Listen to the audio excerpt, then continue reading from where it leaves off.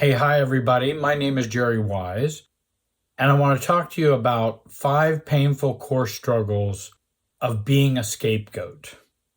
When I talk about these struggles, people often ask, well, what do I do regarding these struggles?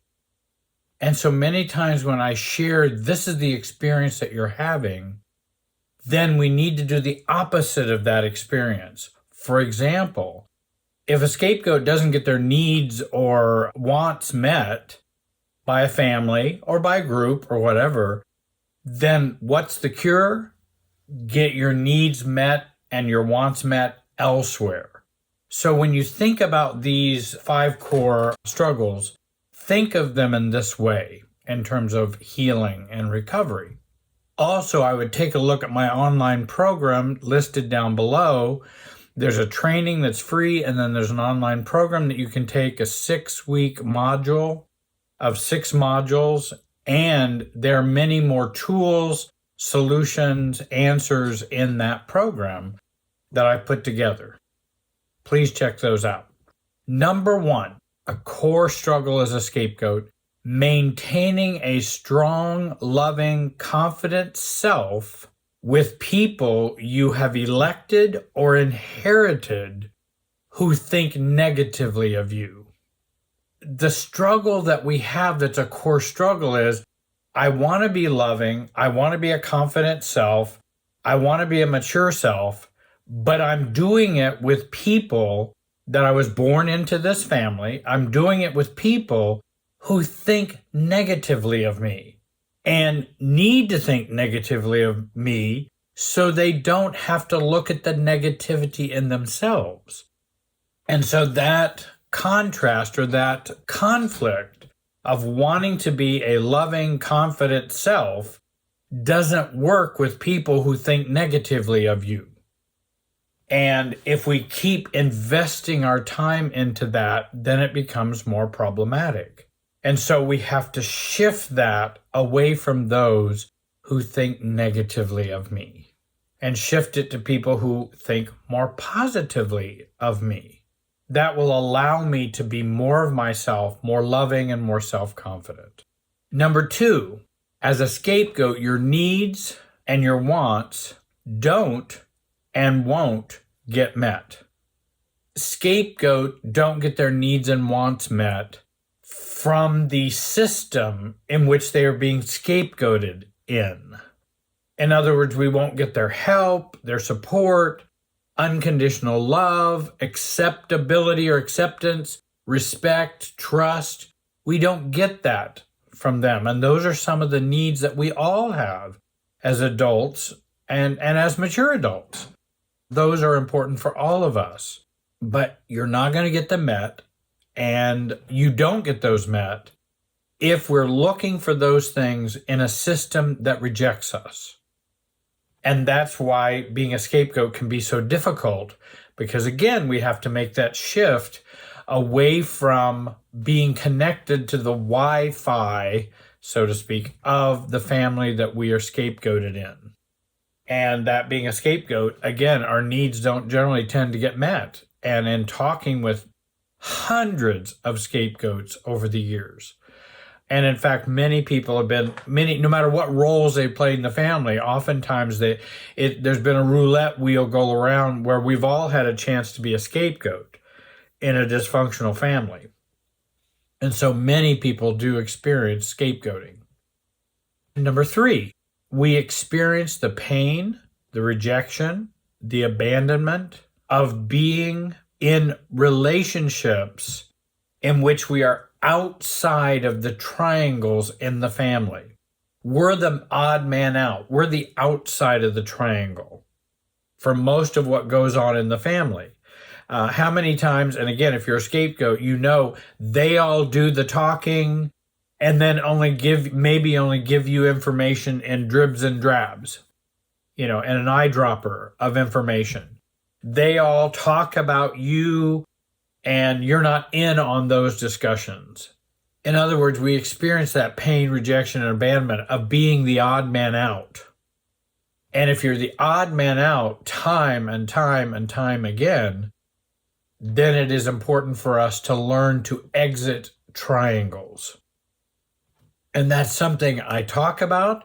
That's something I try to help people learn to do in the online program that I've mentioned down below. Exiting those triangles. Because if you stay in those triangles, it's only going to be more pain, more rejection, more abandonment, and it's not going to get better because the family has a need for you to be on the outs. And that need for you to be on the outs is so that they don't have to look at them. That's also the purpose of triangles. It's the purpose of scapegoating.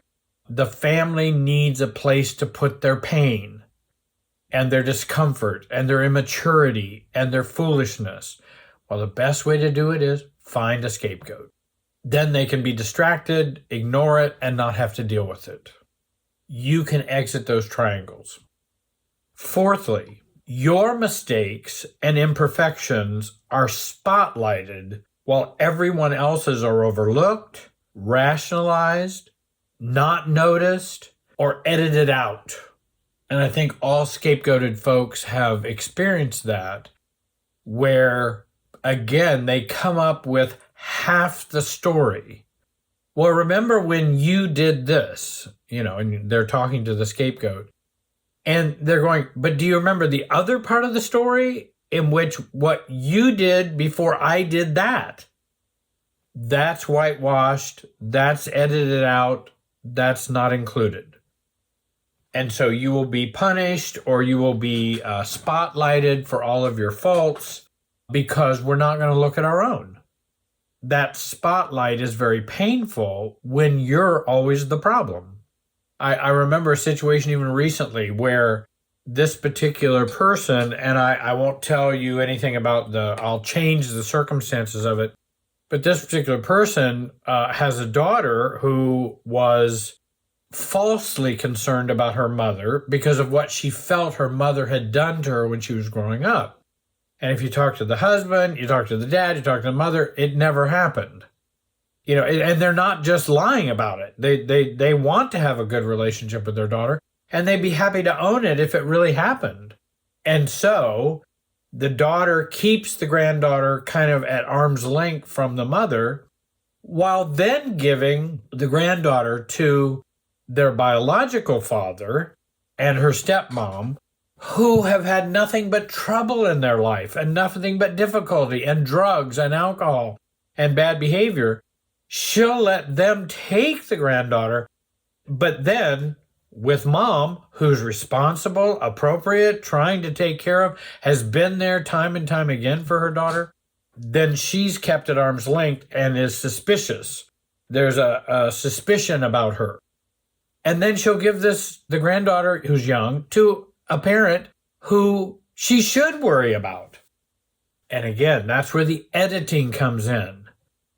They edit out everything the dad did and spotlight on every conceivable fault the mother has done.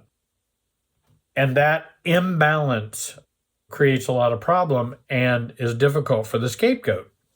And so that's why we want to, again, exit the triangles and also work on having greater self-confidence and self-esteem so that we don't experience lots of shame over our own mistakes and imperfections, because the mother has done imperfect things and made mistakes, but the father was grossly abandoned the child, had drugs and alcohol problem, was angry, moody. I mean, it was just, it's just so out of balance. But when we have these scapegoat situations, then we edit out those things.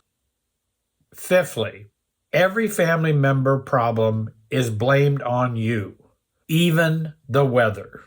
And again, that's a painful core struggle that a scapegoat will have, because anytime somebody has a problem or someone has misbehaved, just like this biological dad, if something would come up, or if the mother would say, but your dad hasn't always been the most trustworthy adult person to be having your granddaughter, then the dad will just make up all kinds of things and blame the mom for this, that, and the other. And then we have a real mess in the family.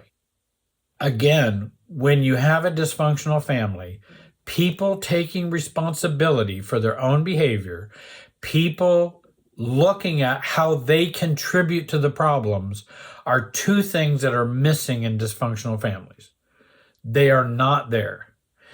To overcome those and to deal with those, again, the online program I have for you, take a look at that. There's a free training down there that doesn't cost you anything.